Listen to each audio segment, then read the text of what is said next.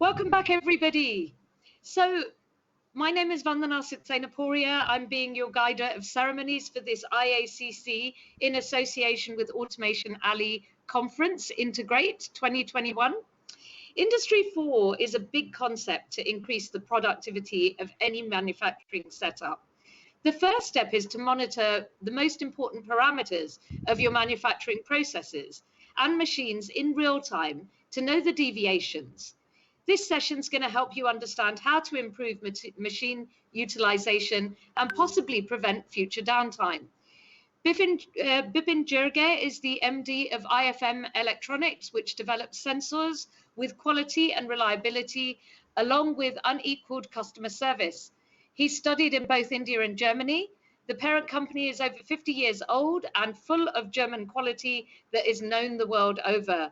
Bipin founded IFM Electronic India in 1995, a subsidiary of IFM Electronic GmbH, based in Kolhapur. Bipin, over to you.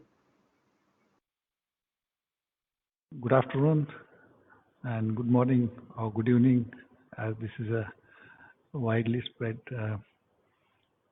event. My name is Bipin Jirge from IFM Electronic India.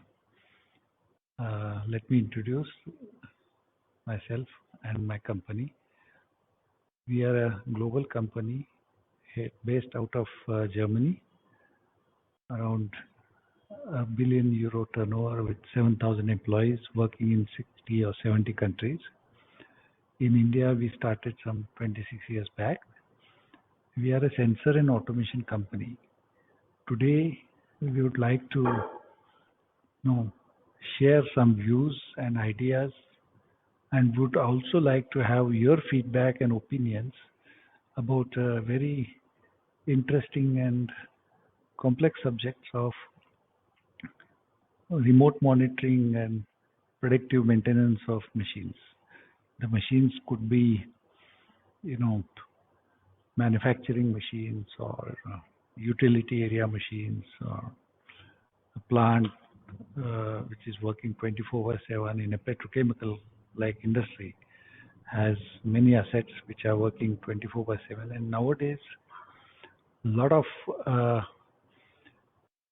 talk and productivity related things are linked with the plant uptime. And ideally, everybody wants 100% plant uptime. That's the ideal thing, with minimum maintenance of the maintenance time needed to maintain those machines and equipments.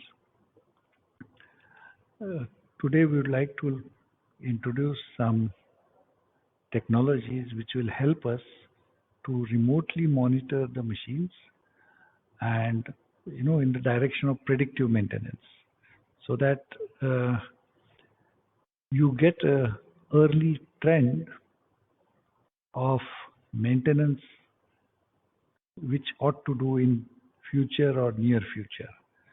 The intention is to plan the maintenance, maybe to order some spares, allocate manpower accordingly, and reduce the breakdown time of the machine to the minimum. In traditional way, people have been doing time-based maintenance.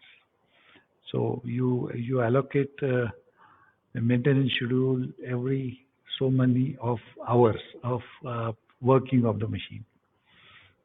Whether the machine has really needing the maintenance or not was not considered very much, but it was planned every so many number of hours or days or months. Now, to increase the uptime of the machine and to reduce the overall downtime, we are slowly migrating towards condition-based maintenance and predictive maintenance. We should be able to predict which element of the machine needs to be maintained or serviced, and in that respect, we would like to share some technologies. These are not say hard and fast. You can pick up some ideas and everybody can devise own maintenance kind of predictive maintenance schedules and equipment so that the ultimate aim of minimum downtime is achieved. See, in the field, we see many different types of machines. There are simple machines and very complex ones also. The best example of a simple machine is a blower or a pump run by a motor. Complex machines like what you say below is a automotive press, which is used to manufacture heavy sheet metal components in a typical automotive equipment. And both these machines need different aspects of predictive maintenance. If you see useful life of any component, it looks something like this. Over the life of the machine element, the maintenance costs are incurred over the life of the machine element. For example, a motor or a blower or a compressor or a turning machine. We maintain the machine over the life. Life may be, years. So initially, we have tryouts, testing, installation, commissioning, and after that, the machine is handed over to the production department and the production starts. Over the years, we incur some costs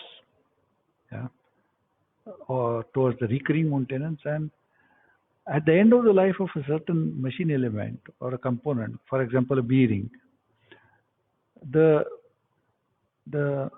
breakdown chances increases and the cost of the machine goes up. The trick is to predict the upstart of the failure of that machine element so that we can really replace it when it is needed to be replaced, and we get an early warning when it could be or should be replaced. Now, there are various kinds of remote monitoring concepts basically in the industry. First is display of a critical parameter on some kind of dashboard. And second is display the critical parameter on a remote display and allow the user or equipment or the automation element to correct something on the machine also. This is a kind of feedback closed loop. So firstly, to display the certain parameter, and second is to allow certain corrections on the machine. This is a kind of concept used for, say, any kind of machine. This parameter may be temperature or hydraulic pressure or vibration. So this is a simple remote monitoring, can be on the machine, can be on a central console, something like that. The maintenance concepts generally are breakdown maintenance, as we discussed. Start maintaining when the machine or equipment shows up damage levels which can be felt by the machine operators. And the maintenance person or the quality of the output gets affected. Preventive maintenance is a time-based one. We schedule the maintenance and do the maintenance as per time schedule. Predictive maintenance is something like a trend monitoring. As you see in the picture, this is a trend of a bearing vibration. And the line what you see is the limit beyond which we should not allow the bearing vibration to go, otherwise the machine gets damaged. Now, most important machine health parameters in the industry are vibration and temperature. It is surveyed that approximately 45% of the machine downtime can be monitored by just monitoring two parameters on the machine, vibration and temperature of the machine element. Generally what happens, vibration is the first indicator, and if we don't correct it by maintenance, the temperature rises. Yeah. And there's a time lag when the vibration starts increasing and when the temperature starts increasing. Similarly, pressures at various hydraulic pneumatic points, flow of various liquid lines like lubrication lines, levels of, say, various fluids like hydraulic oil, lubrication oils, and position of, say, machine element, which can change because of wear and tear. These are important parameters which can indicate us when the machine needs actually a maintenance. For example, if the vibration goes out of a certain range, uh, depends on the size of the equipment, the power it is transmitting, we should look into it. Yeah. Similarly, if the flow of a lubrication line reduces, maybe due to filter clogging, maybe due to some defect in a lubrication pump, the pressure and the flow of lubrication is the first indicator that something needs to be looked into. Otherwise, the bearing where we are pushing the lubricant will get affected negatively. So now many times we have a question, what all we need to monitor. I can give you only one simple example. On a simple turning machines, which is very commonly used in the manufacturing world, these are, say, parameters to be monitored and reasons why we need to monitor these parameters. For example, hydraulic system pressure, generally in the range of 250 bar on a simple turning machine nowadays. This hydraulic system pressure gives general health of a power pack and gives an idea of leakage as well as pressure operating at various hydraulic points like clamps, chucks, cylinders, and all those things. Similarly, if the coolant flow is correct, then the lubricant or the coolant cools the workpiece in a correct way, lubricates the tool also, and we get a longer tool life, as well as the surface finish of the component is maintained.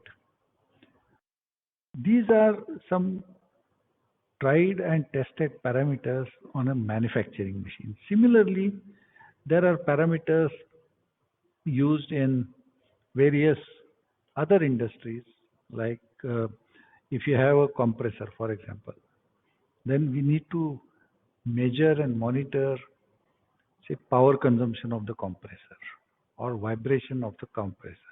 If you have a big megawatt size blower or even a kilowatt size blower, we need to monitor the bearing temperature of the blower as well as the vibration of the blower, because that indicates us the trend in the imbalance of the blower.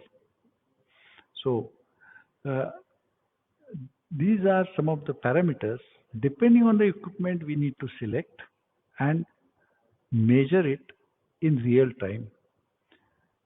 That will give us an early indication of what is going wrong, and we can certainly look into it, take up maintenance, scheduled maintenance, condition based, and reduce the breakdown to the minimum. Now, these are the types of devices used in monitoring machine parameters or equipment: vibration, temperature, pressure, flow, level, and position kind of devices. IFM Electronic is offering all those devices. Now, the level 1 indicator of, say, first step is to monitoring of the machine parameter. Level 1 is, it can be done by a simple technician. Time of implementation maybe 1 day. Yeah. install a simple sensor, and the output of the sensor should be given to, for example, a tower light or a local indicator lamp. If hydraulic pressure goes below certain value, the lamp should glow. Something very simple, very basic, that we call as a level 1, can be done by a simple technician. The next level is, we put a device, indicate the level of that parameter on the machine itself, and there is an arrangement to correct that parameter automatically on the machine itself. Here, a bit higher level skill is needed. PLCs and those kind of things, we need a skilled manpower to handle it. Time may be in few days you can implement. Yeah. Local indicator of the parameter on the device itself should be given so that operator can read it. As well as if the device goes, if the measured parameter goes beyond certain value, there should be a corrective action automatically on the machine. This is level 2 monitoring. Third level monitoring is in the direction of industry 4. Yeah, that's what the world is talking about. Here, some basic PLC skill is needed, but also IT skills are needed to implement. Time needed, maybe few weeks you can do it. See, this needs, the concept is the monitoring devices are connected to a hardware called IO-Link master and then connected to a machine PLC. The IO-Link master functions like a remote PLC IO card, and the beauty is this IO-Link card also gives the data coming from the sensor parallelly to the IT server. So various machine parameters can be monitored in real time, and trend monitoring can be done at the server end through a software, and predictive maintenance can be done. Data analysis of various parameters can be done. Maintenance schedules can be automatically generated, and spare parts can also be ordered automatically because we are pushing the data from the sensor through IO-Link technology to the server. A simple example is something like this: monitoring of various machine parameters on IO-Link sensor, IO-Link modules, and these modules are connected to PLC as well as the server. So you are practically connecting operational technologies on the machine to the IT world. This is a very simple machine tool monitoring concept. What we can do is, every machine is having invariably a kind of spindle. We can mount a temperature sensor on the spindle, a vibration sensor on the spindle. Practically, many machines have hydraulic power packs, and these hydraulic power packs need to be installed with a kind of pressure sensor. Every machine will have a spindle, and we can put an energy meter or a spindle power meter feedback device, and the feedback of these basic machine parameters like spindle vibration, spindle temperature, pressure sensor, hydraulic pressure, or spindle power. There can be, hydraulic oil level also, or a lubrication flow.